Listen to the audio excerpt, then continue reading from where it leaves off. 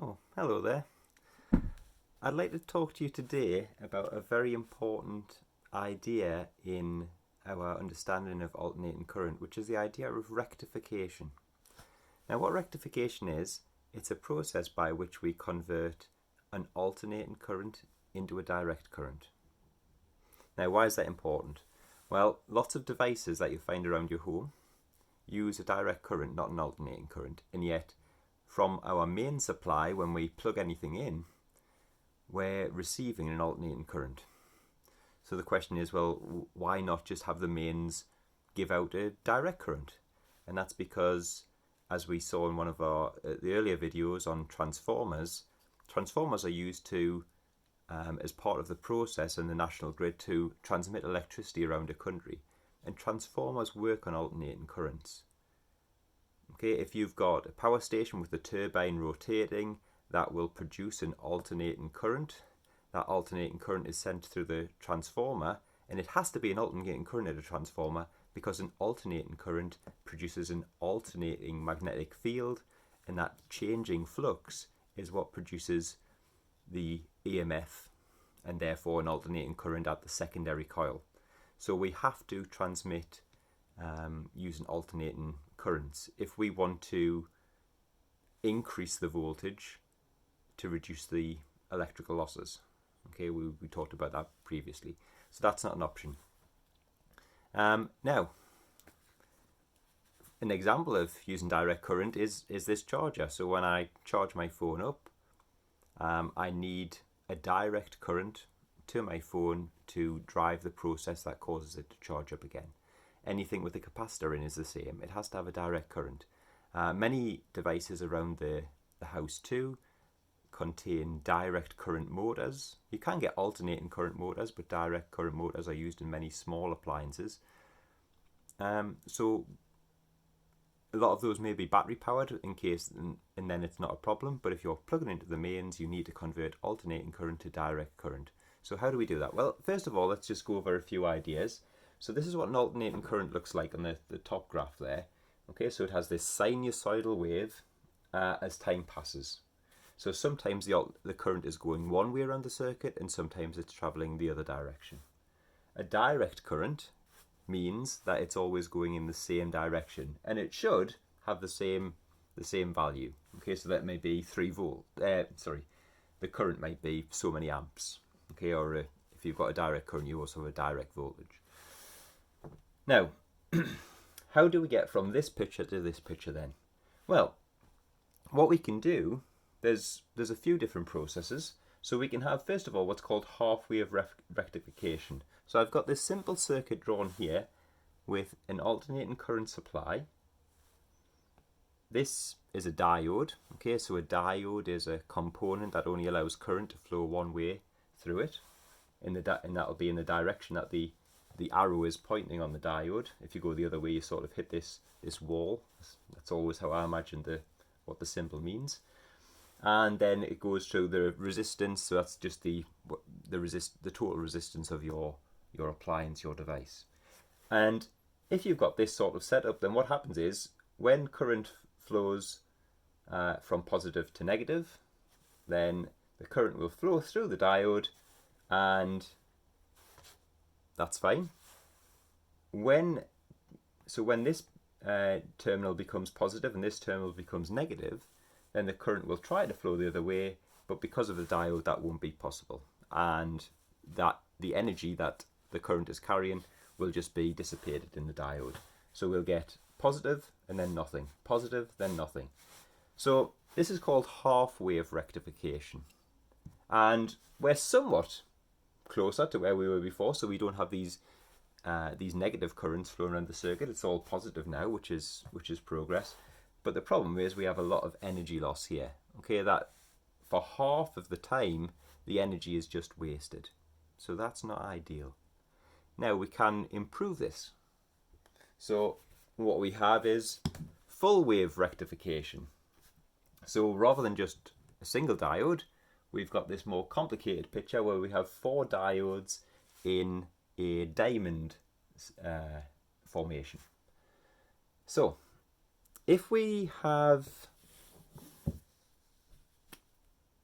the top terminal positive and the bottom terminal negative, then what will happen is the current will flow up here, along there, and when it gets to this junction here, well, it can't go that way because of the direction of the diode, so it has to flow this way because that's the way the arrow is pointing. Then it can flow through the device.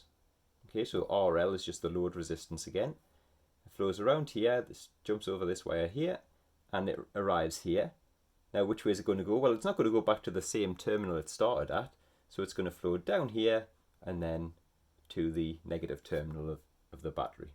Okay, so it comes along here, up there, down here, and then back along there.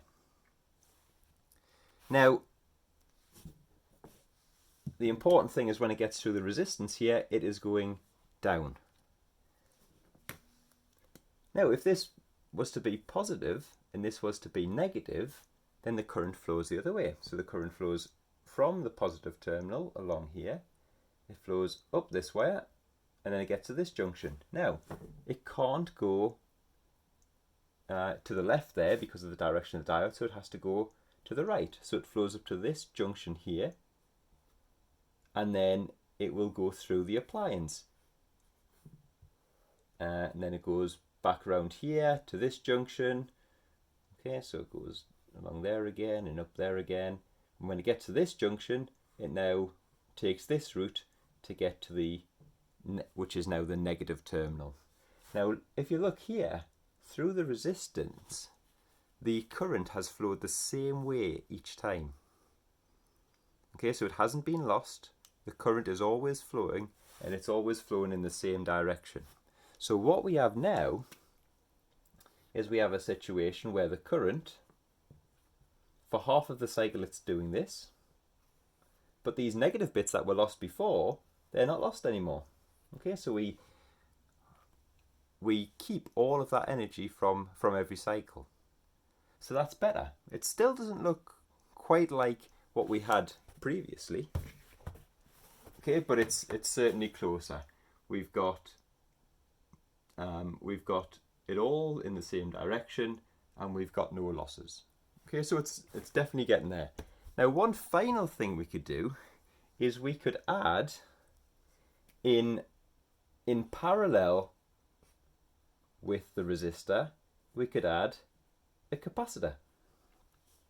So what will happen is, as there's a potential difference across here, and it's always in the same direction, then this capacitor will keep charging up.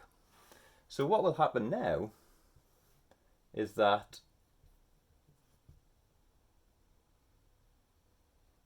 the current will increase, but then it won't just drop down to zero, because the capacitor will store a voltage and then that will slowly discharge.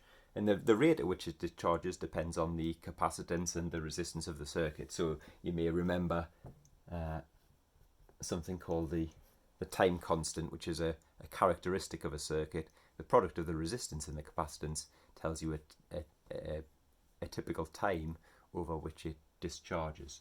So it charges up here, and then it won't drop straight back down, it will start to discharge. And then it gets to the next cycle, so it goes up again, and then it will start to discharge, and then up again, and then start to discharge. So what we've done is we've sort of added little exponential decay bits onto here. Okay, now if we choose the capacitance and the resistance very carefully, then we could get a situation where it charges up, and then the drop each time is very, very small. This small change, if we were measuring voltage here, voltage has the same characteristic graph, we would call that the ripple voltage. Okay, so there's a small change, but now we're very, very close to the picture that we want. Okay, it's not exactly the same. Okay, it is changing slightly. Okay, but it's very, very close to the to what we're looking for. Okay, so that's rectification. So this process here is called full wave rectification, and this process where we add a capacitor as well is called smoothing. Okay, so it smooths out the circuit rather than just having all of these bumps. Right, there is an alternative process. We're not going to go into it, but there is a way to convert a direct current back to an alternating current, which is called inversion. So you use something called an inverter. So this here is called a rectifier, full wave rectification, and then you can invert it if you needed to do the opposite process.